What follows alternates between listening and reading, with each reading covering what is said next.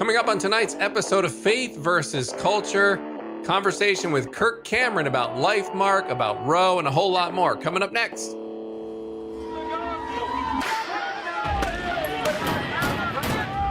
have sex before you marry is a bad idea. Don't tell me there's no such thing as gun violence. That just depends on your definition of when life begins. There are problems of sin and habit that cannot be solved outside the person of our Lord Jesus Christ.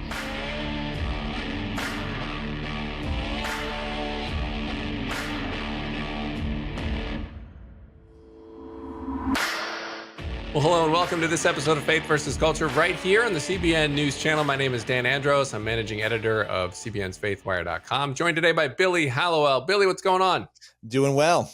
Yeah, looking forward to this conversation today. I mean, Kirk Cameron's out with another movie, and this is one he directed, did with the Kendrick brothers, and I happened to see a preview of this, and it's really fantastic, and it's kind of the latest piece of great content from Kirk. Yeah, and timing is everything, right? Because this is a movie about the life issue. It's about adoption, and that speaks into so many other things that are happening right now. Yeah, and so Kirk's got a lot going on. He's got a homeschool documentary. He's doing the American Campfire revival. So great to have him on here and talk to him today on the program. Kirk, you've got a new movie, Life Mark, that you're both the executive producer of and the star of. It hits September 9th as a Fathom event. How is this movie different from some of your past projects? Well, as you said, I'm excited to get to executive produce a film that I'm actually in as an actor as well. And not only that, this is the first movie that the Kendrick brothers and I have been in together since Fireproof. So if you like Fireproof, if you like Courageous, if you like Facing the Giants and War Room, like who doesn't like the Kendrick movies? I'm a little biased, but I think this is their best one yet. And there's a guy in there who plays the adoptive father. He looks a lot like me, except he doesn't have a beard. And he's really good. So you got to check out Life Mark. Yeah, and I actually had a chance to preview this at the Ark Encounter during the homeschooling conference, and it is fantastic. And one of the things I like about this is that it's based on a true story, and so that story is phenomenal. But what else aside from just that drew you to doing this particular film? So this is a movie that is coming out at an unbelievably providential moment in history. I mean, who would have thought that Roe v. Wade would be gone? Let's say that again. Roe v. Wade is gone. Holy Crazy. Smokes. And now here's a movie that's coming on the heels of that Supreme Court decision that celebrates the value of life in the womb and the beauty of adoption. Now, this is especially special to me, and I'm passionate about this because I have 4 adopted children. My wife, Chelsea, and I, we met and got married on the set of Growing Pains. We started this great big family by adopting our kids. Why did we do that? Well, my wife is herself an adopted child.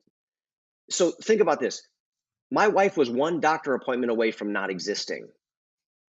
And our 4 children were also this close to not existing. And if my wife hadn't been born, either would our 2 natural born children. So all 6 of our kids and my wife wouldn't be here if people didn't value their life while they were in the womb so that they could grow into these beautiful, amazing people that they are. And the movie Life Mark follows along on this journey of an 18-year-old girl who changes her mind about abortion at the last second. Like on the procedural table, she gives birth to her child in secret, doesn't tell her parents, and places him up for adoption. 19 years later, he contacts her and says that he wants to meet her. She thinks he probably hates her guts for abandoning him, and he wants to meet her to say thank you for my amazing life and for my amazing family. And it's just a story that is full of heart and humor and action and adventure, and you see the impact that one life can have on so many. A lot of Christians adopt. Christian adoption rate is higher than the general public, but there's still a lot of work to be done, and most Christians are not adopting. So, what's your hope for the film when it comes to that particular facet of the life discussion? Of course, we are the ones who are adopting the most kids. That's true religion, is we take care of widows and orphans during their time of need. And also, adoption resonates within our heart because if we're children of God, that's not by blood, that's by choice through adoption. Wow, how crazy is that? I mean, think about the fact that Jesus himself was the result of an unplanned pregnancy from a human perspective. Mary didn't know what was going on. Joseph is thinking, oh my goodness, look, I thought I knew Mary, but apparently she's got some other things going on in the dark, and I'm going to divorce her. Turns out this is the one who was promised who would purchase salvation for the world. And we get a chance to somehow understand a bit of that when we practice true religion, which is choosing to bring children into our family, and making them our sons and daughters. And they have full inheritance rights. They are full-fledged family members, and we love them with all of our heart. And that's what God does with us. So I think people are going to see this, and whether you've been touched by abortion as a man, maybe you funded an abortion for your girlfriend back in the day, or maybe you had an abortion, or maybe you've been adopted, or maybe you placed a child for adoption, or maybe you know somebody who's dealing with these things, one of your kids, a friend. This is a movie that is going to touch your heart in so many different ways. It's a 3 or 4 Kleenex movie. That's not a spoiler alert. It's just a little bit of a warning. You are going to be moved very deeply, and you're going to be inspired to action. I think this is one of those Kairos moments in in the history of the family of faith here in America, particularly, where we have an opportunity to do like God and embrace the subject of adoption, because I think it is the answer to the horrors of abortion. Mm. Yeah, and you mentioned the mom in this movie and her last minute decision there. And one of the things I liked about it was the mom, essentially, there's kind of this, in a subtle way, sort of, she's the hero in this, and that's something that when culture, her initial reaction, I think you just mentioned there about her being afraid of what he was going to think. Like, I think culture has so many ideas on when you get pregnant, what people are going to think of you. Do you think it's important, movies such as this, to change the culture and their idea on not just adoption, but abortion as well? Oh, yeah. Stories move us. We remember stories. Let me tell, here's a story for you. So my daughter, Isabella, she contacted her birth mother, and she heard the story of how her mother, who was not a Christian, found herself pregnant. She schedules an abortion. She goes down there and she gets a flat tire on the way there. She reschedules the appointment for the abortion. And the next time she went down there, she didn't have a car ride to get there. She didn't have enough money to fix the car. She scheduled it a third time, and something else happened, and she was not able to make that appointment. And because of that, she determined that perhaps this just wasn't meant to be. And she said, you know what? I'm going to try to go to maybe a government place rather than this private clinic. Maybe they can help and I can get this done cheaper. And she saw like a cockroach crawling across the floor. And she said, my baby deserves so much better than this, and decides that she's going to keep her. And that little girl grows up to be my daughter, Isabella. And now that birth mother comes to know Jesus over the course of time. And Bella spent this last Mother's Day with her biological mother, meeting her for the first time over Mother's Day weekend. What an amazing story. Mm. And stories like that are happening all over the country. My son Luke has a similar story, which is actually is even crazier than all of that. I'm hoping that people see LifeMark and they come out of there saying, this really isn't up for debate. Life is precious. Lives matter in the womb as well as outside of the womb. And adoption is a beautiful thing. You may like to adopt a baby. Maybe you've got questions. I've got family members who are wondering, how will I feel? How will my child feel? What are the ins and outs? What are the ups and downs of adoption? And LifeMark is going to show you a beautiful story that I think will inspire you and motivate you. Yeah, I love the way that you've approached the story as well. I mean, it's a powerful narrative, and like you said, stories change minds.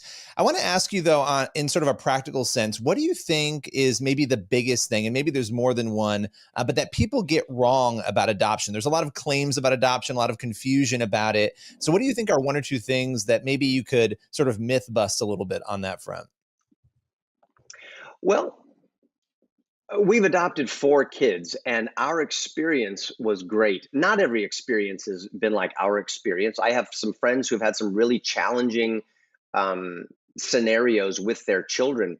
But what I can what I can tell you is that when we follow down the path that God tells us to go down, and that's a path of trusting His promises, obeying His commands, and we understand that we need to love our neighbor as ourselves, and that there are little babies out there and children who need families and parents. True religion is taking care of the fatherless in their time of need.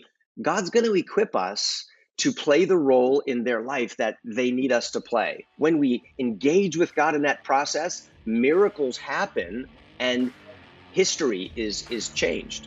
All right, we're talking to Kirk Cameron about his new movie, Life Mark. We're going to take a quick break.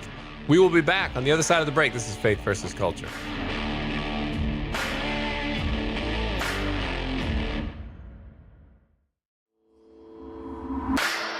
All right, welcome back. Faith versus Culture here on the CBN News Channel. We're talking to actor, writer, director, a whole bunch of different titles these days, Kirk Cameron. You know, Kirk, you were saying earlier the surprise of Roe being overturned. I think for a lot of us, we assumed that would never happen. You would never see Roe going away, and yet the Dobbs decision from the Supreme Court did just that. What was your initial reaction when you saw or read that Roe was going to be gone? Let's see. My initial reaction was, wait, is this true? Is this really happening? Did this actually just happen? And I think we knew that it was going to happen because of the leak, so we were prepared for all of this. And so one of the reactions that I have is, wait a minute, why would the person who leaked this leak it? Why would they do that? And I think there's actually, a very calculated strategic move there to rile up those who are pro-abortion and get that base really whipped up. We have a midterm election coming up, and so that can be helpful in that regard. So what I understand is that just because Roe is gone and the battle is now kicked down to the state level, which is a great thing. It always should have been. Roe was always an unconstitutional decision, in my view, and in the view of a lot of people that I respect. We have to be careful that those who are pro-life don't say, "Hey, the work is done. We did it. Boom. That's it." No. Now comes the real work of rolling up our sleeves, and we have an opportunity to make a huge difference. I even think that this decision could be like the little pebbles that begin to loosen and begin to fall and cascade through other elements of culture within the church, the family of faith, that could cause an avalanche of great positive things in the culture and bring about a revival. I mean, isn't this fantastic? A law that has been on the books for over 50 years now, or just about 50 years, has been demolished, has been rejected, erased, and deleted. This is a fantastic move of God, and we should not waste this opportunity. That's why I'm excited for LifeMark to be coming out right now, because it gives people a view of what you can do. It gives people a real life story that is based on true events that give you the value of life, every life, and then also what you can do to support this massive or take care of this massive need that we're going to have in the country now that we are on the other side of Roe v. Wade. Lots more babies are going to be born, and these babies are going to need homes. Yeah, and there's, like you said, there's still a lot of work to do, because when I look at the reaction that's unfolding now, there's so much emotion, particularly from the pro-choice side, the pro-abortion side. How do you see ultimately culture getting shifted around? Is it possible for culture to get shifted around to where a majority of Americans and a majority of people in the world actually can have their eyes open and see that this is a moral wrong? 100%. I know that for two reasons. One is the Bible. Two is history. So the Bible tells us that that ultimately, when God opens the eyes of his people, they see things the way that God sees them. And the Bible speaks of great victory. The gospel is the good news that the King of heaven has landed on planet Earth, and he has come to defeat and crush the head of the serpent. That's what he came to do. And then after he did that, he said, all authority, both in heaven and on earth, has been given to me. And then he sends his disciples out as his conduits from heaven to invade earth and bring about light into the kingdom of darkness.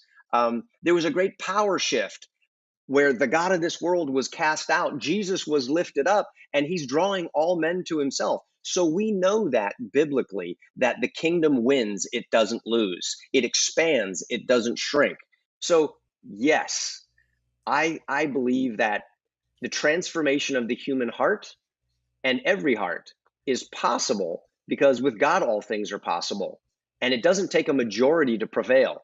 All it takes, according to our founder, John Adams, he said, is a irate, committed minority that is set on setting brush fires of freedom in the minds of men. And if we have religious freedom, if we have political and economic freedom, and we get back to the mandates from heaven to love God with all of our heart and love our neighbor as ourselves, abortion won't just be illegal, it will be unthinkable. And we will have a culture of people who value and treasure life. You know, it's interesting because you are among those who speak out fervently on a lot of issues, and you've had a really busy year. You tackled homeschooling, you're tackling adoption and the life issue here.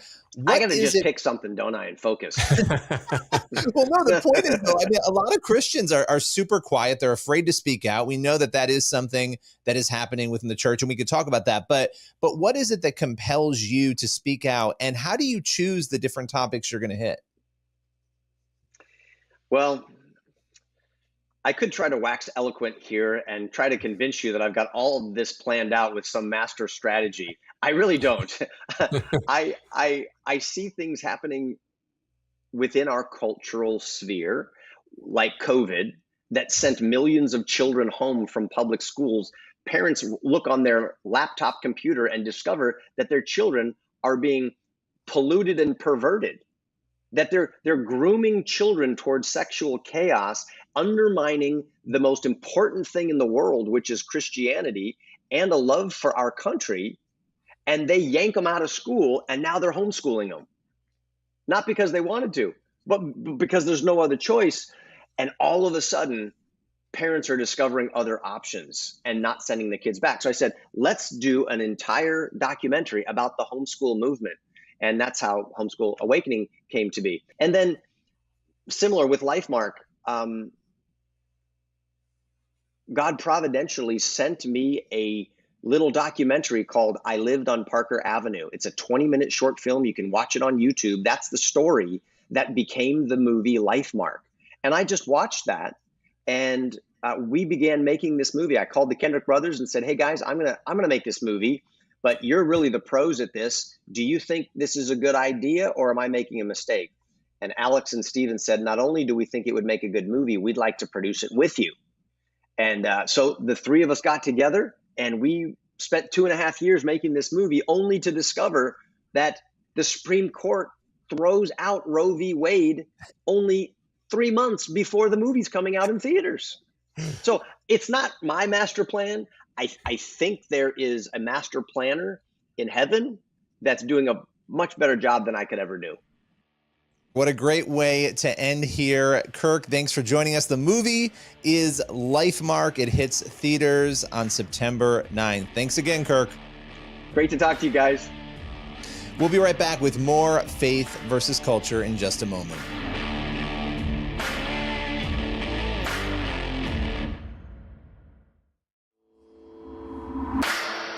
All right, we are back here on Faith versus Culture, right here on the CBN News Channel. Dan Andros here, Billy Hallowell there. Just finished up our conversation with Kirk Cameron. It's always great to talk to Kirk, and I'm just impressed that he's really relentless with just continuing to speak out, to speak truth into some important issues of the day. And so but he just keeps going with it. And I think it's important because, it's not an easy thing to do in today's world. It takes a lot of energy. I know he's got a big family. And also there's consequences as somebody in the Hollywood industry to essentially being a Christian. You're going to be kind of viewed as a pariah in some ways. Well, yeah. And, it's so important that we do this through storytelling. So I love that he does that through documentaries, but also this film, Lifemark, it's doing it through the arts, right? Reenacting something, a true story, and really giving a voice in this adoption discussion, to the mothers who give their babies up. That's not a voice we often hear. And so I don't know. I think it's incredibly powerful, and it's exciting to see Kirk continue to sort of diversify how he does that. Yeah. And the adoption issue, it's, as he was talking about, it's super relevant for today, but there are so many misconceptions when it comes to getting pregnant and abortion and adoption. So many misconceptions out there. And it just seems like these are the sorts of stories that help clear up some of those misconceptions, or just paint a different picture than what society at large paints out. And as Kirk was saying, you have to let your faith inform the culture and to create a new culture. And that's what this movie does, and it helps do. And as Christians, we should be pursuing and supporting those types of efforts as often as we can. Absolutely. It's exciting to see. I hope we see more of it. I hope other filmmakers do it. And I'm looking forward to seeing, Lifemark and seeing what they do next. Yeah. So go check out your local listings where in your theater near you where it might be playing. And we look forward to hearing everybody's thoughts on that. So, all right, we'll be back to wrap it up on the other side of the break. This is Faith versus Culture.